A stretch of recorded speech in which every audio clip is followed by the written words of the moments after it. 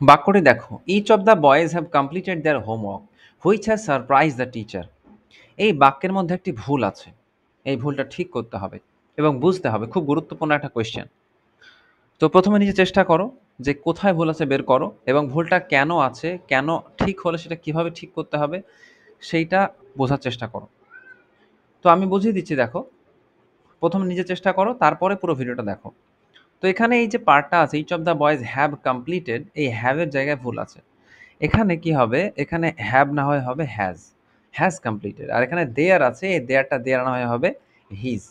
এই দুটো জায়গায় বাক্যের মধ্যে কিন্তু ভুল আছে। তো এখানে কেন এগুলো হবে এটা বুঝতে হবে। তো বাক্যের সাবজেক্ট তুমি যদি দেখো, বাক সাবজেক্ট আছে each, each of the boys, Bangla করলে হয় ছেলেদের প্রত্যেকে। তো অর্থাৎ ছেলে যতগুলো ছেলে আছে তাদের প্রত্যেককে আলাদাভাবে বোঝাচ্ছে। এর জন্য যে প্রোনাউন ব্যবহার করা হয় তার নাম হচ্ছে ডিস্ট্রিবিউটিভ প্রোনাউন। কি নাম?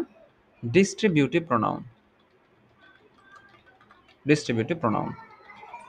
আর এগুলো কি কি? যেমন ইচ, এছাড়া আছে ইদার, এছাড়া আছে নিদার। এগুলো হচ্ছে ডিস্ট্রিবিউটিভ প্রোনাউন। যখনই এই সমস্ত প্রোনাউন কোনো বাক্যের সাবজেক্টে থাকে, তখন সেই বাক্যটা কিন্তু, সেই বাক্যের যে ভার্ব থাকবে সেটা কি হবে? সিঙ্গুলার হবে। সেটা কি হবে? সিঙ্গুলার হবে। যেমন তুমি যদি নাইদার দিয়ে একটা বাক্য বানাও, neither of the girls was late. এটা কিন্তু কখনোই এই জায়গায় কিন্তু ওয়্যার হবে না। কেমন? মনে হচ্ছে তো গার্লস আছে তাহলে তো ওয়্যার হবে, এমনটা না।